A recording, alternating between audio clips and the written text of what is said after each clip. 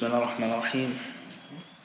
الحمد لله رب العالمين، صلى الله وسلم وبارك على عبده ورسوله نبينا وإمامنا محمد وعلى آله وصحبه أجمعين، أما بعد. Next chapter from Riyadh as-Saliheen. This is chapter 113.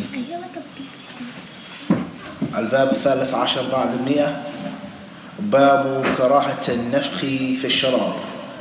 عن أبي سعيد الخدري رضي الله عنه أن النبي صلى الله عليه وسلم نهى عن النفخ في الشراب، فقال رجل القذاة أراها في الإناء، فقال أرقها، قال إني لا أروى من نفس واحد، قال فأبن القدح إذن عن فيك.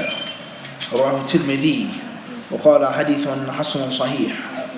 وعن ابن عباس رضي الله عنهما أن النبي صلى الله عليه وسلم نهى أن يتنفس في الإناء أو ينفخ فيه. رواه الترمذي وقال حديث حسن صحيح. Chapter 113 from Riyadh as-Saliheen, still speaking on the etiquette of drinking, adab al-shurb wa ahkam al-shurb, the rulings, the manners, the do's and the don'ts of drinking. When you drink by yourself, individually, from your own cup, and most importantly, when you're drinking with others. إذا شربت لحالك وإذا شربت مع غيرك. والحالة الأخيرة الثانية الأخيرة طبعا هي مستحب فيها. المسلم لا يأكل يعني وحده، لا يبيت لحاله، لا يسافر، هكذا يعني يكون مع غيره من المؤمنين. So you're not supposed to be eating and drinking by yourself, period. If you are married, if you're single, if you live in the lands in which you're the only Muslim, the only believer, etc., you are responsible for fixing that situation. Whether that's hijrah, temporary relocating temporarily, or just being with the believers. And there are many hadiths in which the Prophet ﷺ forbade doing these things by ourselves. Eating, or sleeping, traveling, and just being alone. And being the only person away from the body of the Muslims. And from that, and وَمِنْ ذَلِكَ, from that is drinking. Is drinking. So there are rulings to drinking. There's an etiquette to eating. There's etiquette to drinking when you're by yourself.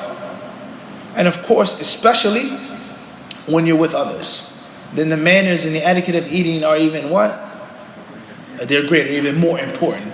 Because it isn't just you and Allah offending the law, disrespecting the law, violating the law's laws, breaking the rules. But you'll now end up offending and disrespecting or turning someone else away from enjoying their food and enjoying their meal. Everyone understand this? If it's you eating by yourself, you do something wrong, you eat with your left hand, drink standing up, you eat something haram, you don't say alhamdulillah, you eat too much, whatever the case may be. That's a problem for sure with your soul, with Allah subhanahu wa ta'ala. Whether it's something haram that you did, whether it's something that was disliked. But Allah subhanahu wa ta'ala is most forgiving. As far as if me and you eat, Allah may forgive me, but you may not. And that's why the scholars of Islam have explained. يعني لهذا استفدنا من أهل العلم القاعدة المشهورة أن حقوق الله تعالى مبنية على التسامح، وحقوق العباد مبنية على إيش؟ المطالبة. The rights of Allah subhanahu wa ta'ala are in general they're based off of Allah forgiving, Allah being most kind, most merciful.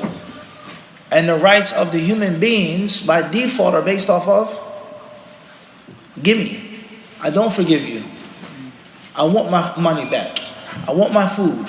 I'm not going to share it with you. So Allah subhanahu wa ta'ala could forgive and Allah could punish. But the Prophet ﷺ tells us that إِنَّ اللَّهَ لَمَا خَلَقَ الْخَلْقَ فَهُوَ مَكْتُوبٌ عِنْدَهُ فَوْقَ الْعَرْشِ إِنَّ عَذَابِي أو إِنَّ رَحْمَتِي سَبَقَتْ غَضَبِي. That my mercy is more than my wrath. So Allah subhanahu wa ta'ala is most kind, Azza wa Jal. But the human being by nature is most cruel and stingy and greedy and unforgiving. You may die without making a specific obligation towards Allah. Allah will forgive you. But that's not the same as a debt. Or someone that you slandered. Or someone that you hit and beat. Someone that you disrespected. Someone that you took from. You have to give them back that haqq. In this world or on the day of judgment. So therefore, when you're eating by yourself, there's a what? Etiquette. No S. Add that. Manners.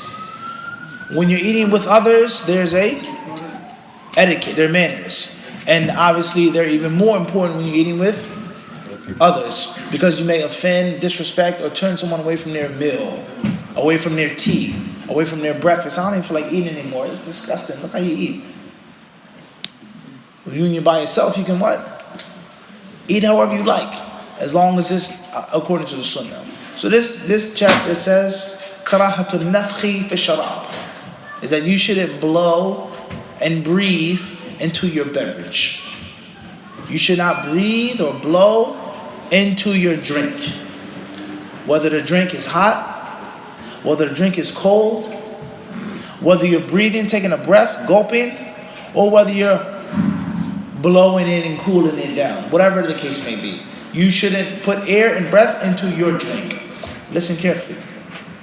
The first hadith is narrated by Abu Sa'id al-Khudri that the Prophet ﷺ, the Messenger of Allah forbade blowing and breathing into one's drink, into one's beverage. فَقَالَ رَجُلٌ, a man said, الْقَذَاتُ أَرَاهَا فِي الْإِنَاءِ, I can clearly see something in my cup, some dirt or some debris or something that I don't want. I'm trying to blow it out of my cup. The Prophet ﷺ says, قَالَ فَقَالَ أَرِقْهَا, pour it out, if that's the case.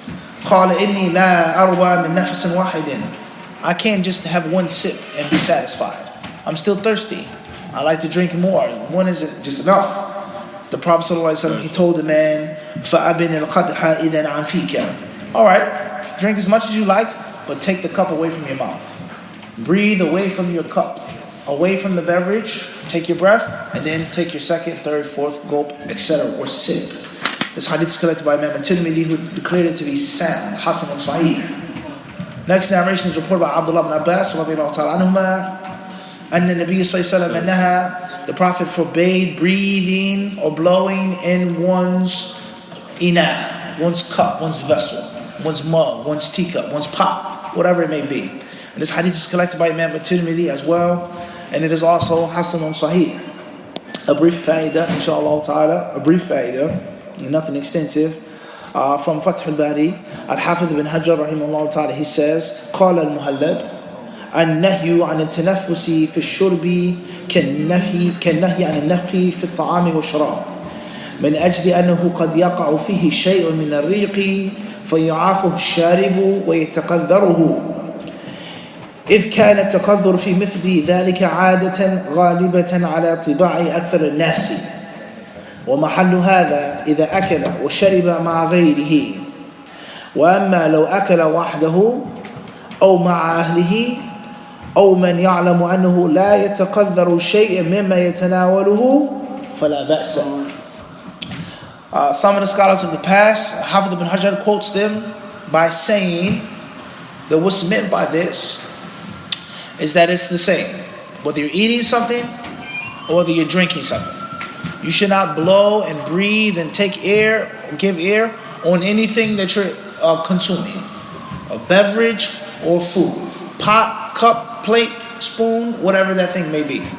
He says, and the wisdom behind this is your saliva could, or in most cases will, or it's possible that it will go back on the food or go back into the drink.